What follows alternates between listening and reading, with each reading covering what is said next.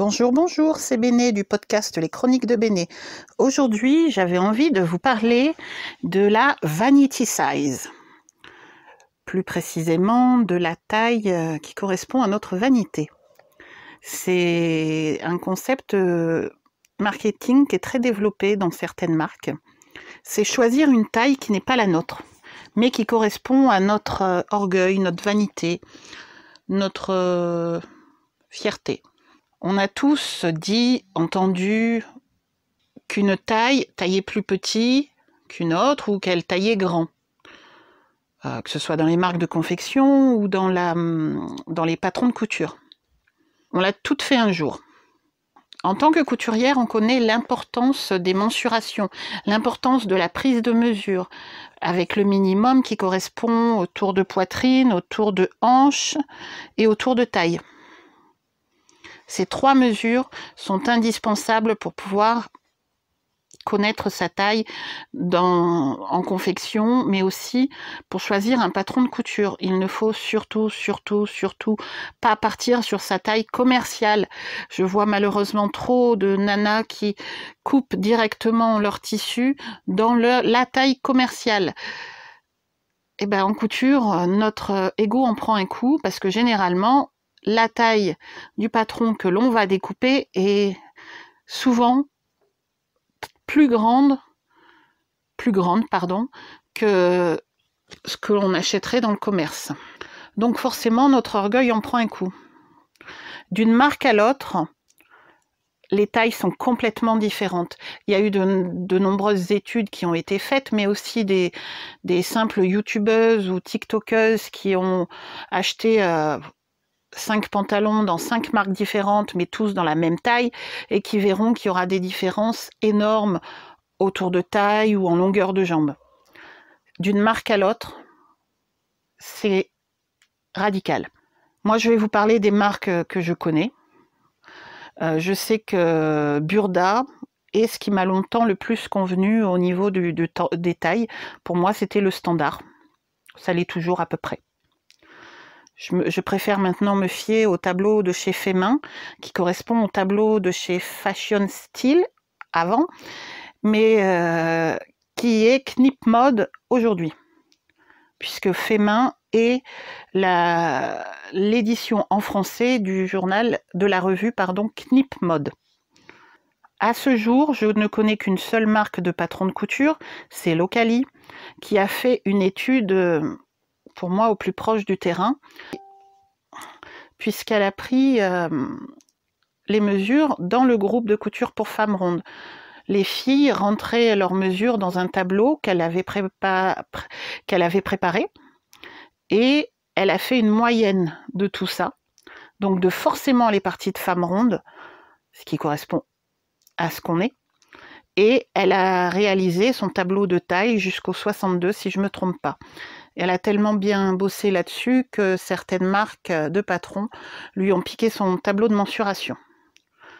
Alors qu'on me demande et on peut le refaire. Selon l'Institut français du textile et de l'habillement, qui a fait une étude en 2006, en un siècle, les hommes ont vu leur taille augmenter de 11 cm, leur stature si vous préférez, et les femmes de 8 cm.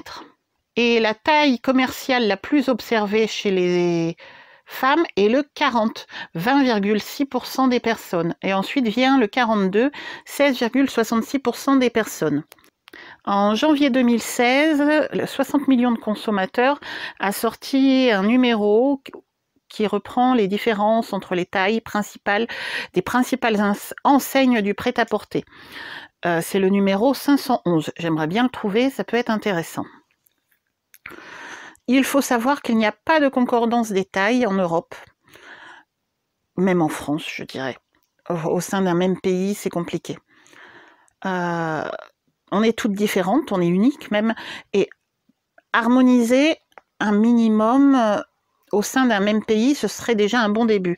Je ne parle pas harmoniser au sein des États-Unis, puisque c'est plus un continent, hein, on est honnête, hein, mais harmoniser au sein des régions. Pourtant, aux États-Unis, les femmes sont plus larges. C'est ce qui ressort des statistiques. Alors moi, personnellement, quand j'achète dans une boutique, je prends toujours ma taille commerciale, qui correspond au 56, 54. Ça dépend si on prend le haut ou le bas. Je prends une taille en dessous, une taille au-dessus. J'essaye ma taille commerciale et après je vois si je prends plus petit, plus grand ou si ça correspond. Bon, ma taille commerciale, personnellement, c'est chez Kiabi. C'est là où on trouvait le plus de vêtements en grande taille à des prix abordables. J'ai toujours tendance, personnellement, à me voir plus ronde que je ne suis. Donc, ma vanité est contente quand j'essaye un vêtement et qu'il est trop grand. Donc, je prends une taille en dessous. C'est ça, la vanité. The vanity size. Il n'y a pas d'harmonisation en Europe. Les femmes allemandes sont plus grandes que les françaises. Les femmes françaises ont un tour de poitrine plus petit que les femmes du Sud. Ce sont des statistiques, certes, mais c'est toujours utile à savoir. Par exemple, un 48 en France ne sera pas le même en Allemagne, ça correspondra à un 50, ou même en Italie. Le Royaume-Uni et les États-Unis, c'est complètement différent, ils ont leur propre système de taille. La vanity size, c'est aussi une stratégie marketing. On est flatté quand dans une marque, je fais du 54-56. Si je prends dans une marque, je crois que c'est MS Mode, je fais du 52 chez eux. Bon, bah, je me dis, j'achèterai plus facilement chez eux que ailleurs, puisque je fais une taille plus petite chez eux. C'est de la logique et puis ça marche au niveau marketing. Le but étant de flatter la cliente. Donc, pour déterminer sa taille, c'est très important de prendre ses mesures. Idéalement, les faire prendre par quelqu'un. Pourquoi? Parce que même quand on les prend nous-mêmes, on a tendance à se rajouter des centimètres. On les fait prendre par quelqu'un de neutre, c'est plus facile. Donc il faut un minimum de 3 mesures qui sont le tour de taille, le tour de poitrine au-dessus et le tour de hanche, le bassin ou vos fesses si vous préférez. Il faut idéalement toujours regarder le tableau des tailles. Alors moi, je ne crois pas l'avoir déjà vu en magasin. Peut-être plus chez les enfants que chez les adultes. Oui, je pense chez les enfants qu'on peut le voir facilement. Mais chez les adultes, voilà.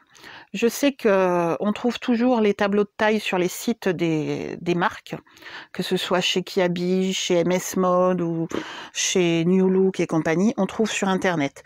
Donc si vous prévoyez d'aller faire des achats, pensez à regarder le tableau des tailles avant pour connaître la taille selon une boutique. Le problème se répercute aussi dans les chaussures. Je mets normalement ma vanity size au niveau chaussures est le 40. Sauf que j'ai le pied large et qui a tendance à gonfler, donc je prends toujours du 41 pour plus de confort. Selon, par exemple, je prends des Mephisto. Chez Mephisto, si ce sont des nu-pieds, je prendrai du 40. Puisque une semelle qui dépasse beaucoup au-dessus des orteils, c'est pas beau. Mais pour les autres chaussures, je prendrai du 41. Vous allez me dire, quelle est la bonne taille? Ben, ça reste un chiffre, il ne faut pas s'y fier. Il faut peut-être se dire, ben, chez Kiabi, je fais telle taille. Chez Mango ou je ne sais pas, Camailleux, Promode, je fais telle taille. Votre taille, c'est un chiffre, ça ne correspond pas à ce que vous êtes. La bonne taille, c'est celle que vous sentez bien, que vous pouvez respirer, vous pouvez vous asseoir, vous pouvez vous accroupir. C'est la vôtre.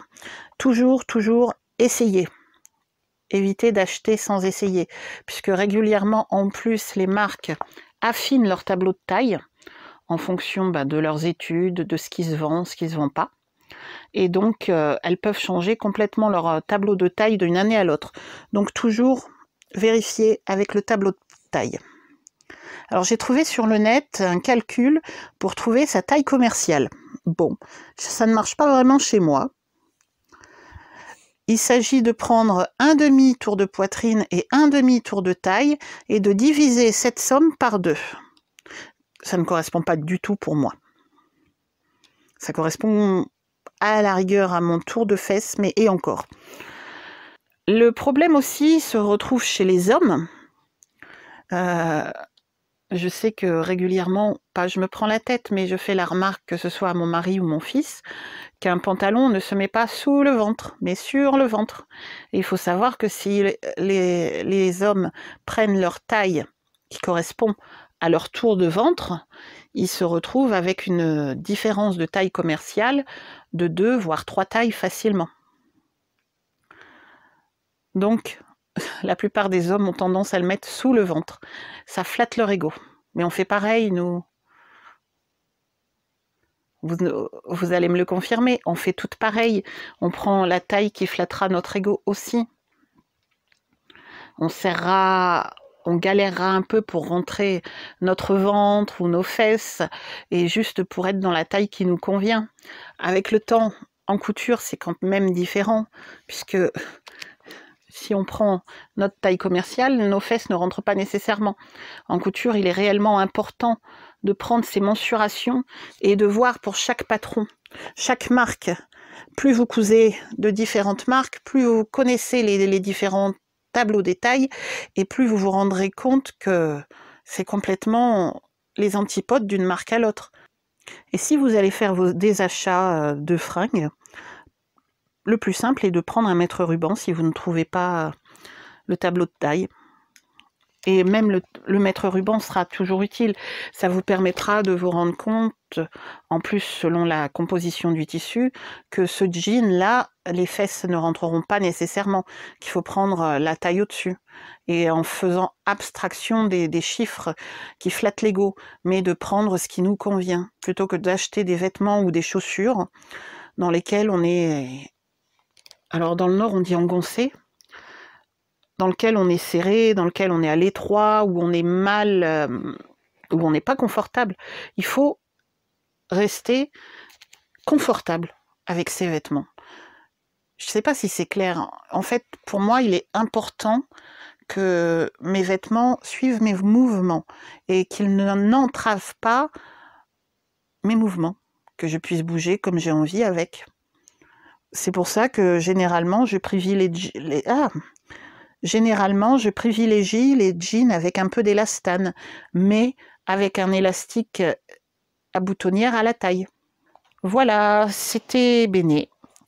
J'aimerais bien avoir vos avis sur une éventuelle harmonisation des tailles.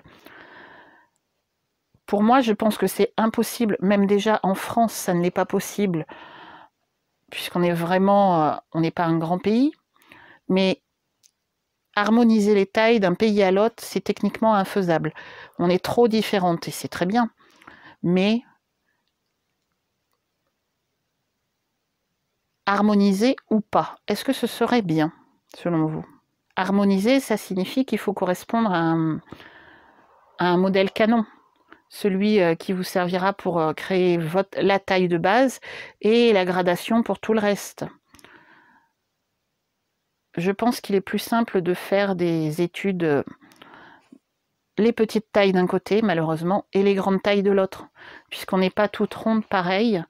Certaines auront plus de fesses que d'autres, ou d'autres la poitrine. C'est toujours des problèmes de morphologie. Et au final, c'est notre vanité qui en prend un coup. Donc, idéalement, la couture est géniale pour ça, et encore plus la coupe à plat quand vous savez tracer vos patrons vous-même. Avoir un bon patron de base et faire les modifications pour créer ce que vous avez envie. Voilà, donc j'aimerais bien voir vos commentaires en bas d'article ou du podcast ou de la vidéo YouTube, selon sur quel réseau vous le trouverez, et me dire ce que vous en pensez pour une harmonisation éventuelle des tailles. Je vous remercie de m'avoir écouté, je vous souhaite de passer une bonne semaine et je vous dis à la semaine prochaine. Au revoir.